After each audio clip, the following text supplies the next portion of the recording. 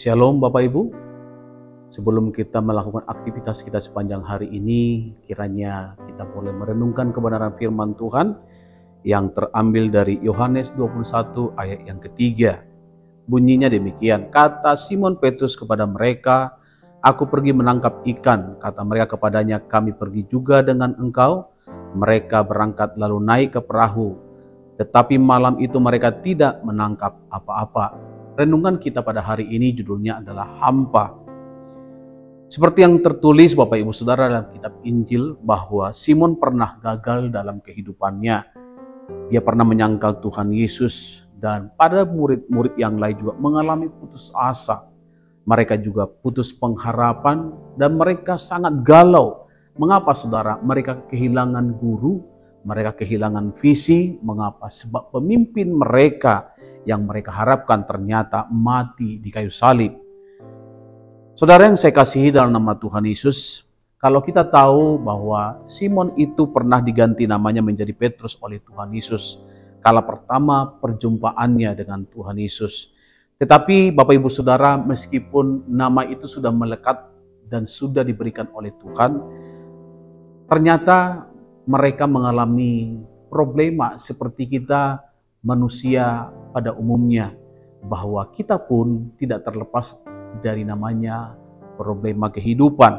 Nah saudara, mereka kembali pada pola kehidupan yang mereka lakukan sebelum mereka mengenal Tuhan Yesus.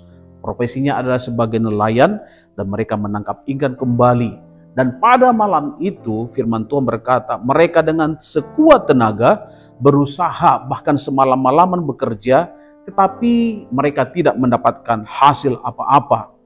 Bukankah dalam kehidupan kita terkadang kita mengalami hal yang sama?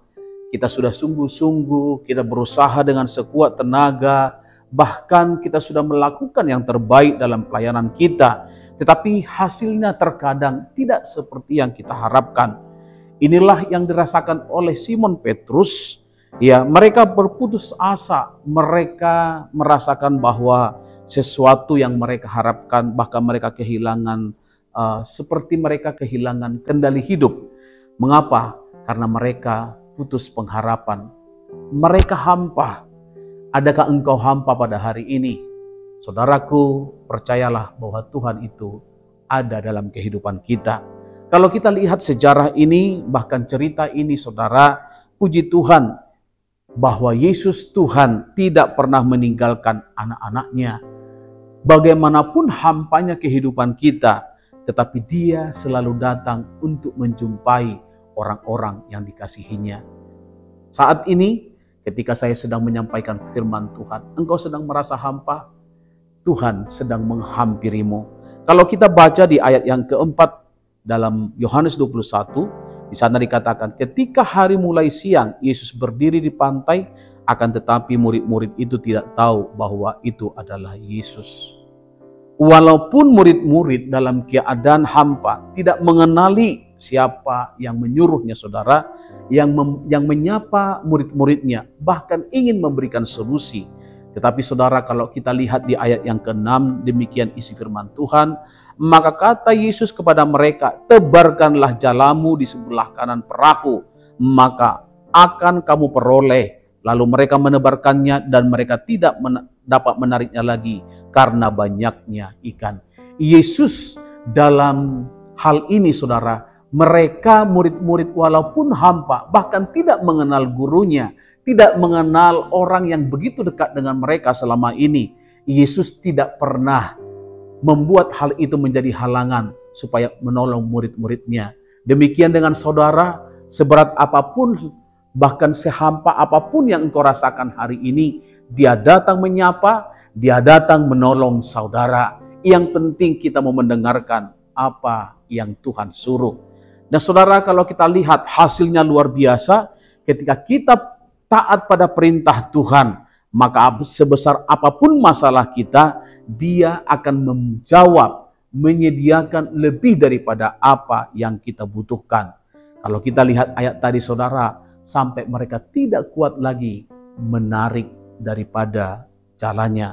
Artinya begini Bapak Ibu Saudara, ketika engkau hampa, Ketika engkau pun tidak sanggup lagi melihat siapa Allahmu, karena engkau fokus kepada masalahmu, karena engkau fokus pada problemamu, tetapi Allah di dalam Yesus Kristus, Dia akan datang menyapamu dan memberikan engkau jalan keluar dan solusi. Ketika kita merasa tidak ada kekuatan, percayalah, ketika ada ketenangan dalam batin kita oleh karena percaya kepada Yesus, maka pertolongan itu menjadi milik saudara dan saya. Ketika murid-murid tidak lagi hampa, mengapa? Karena mereka sudah tenang, sebab Yesus ada di tengah-tengah mereka. Nah saudara, untuk itu tetaplah percaya kepada Tuhan sebagai gembala agung kita yang selalu peduli dalam kehidupan saudara dan saya. Tuhan Yesus memberkati.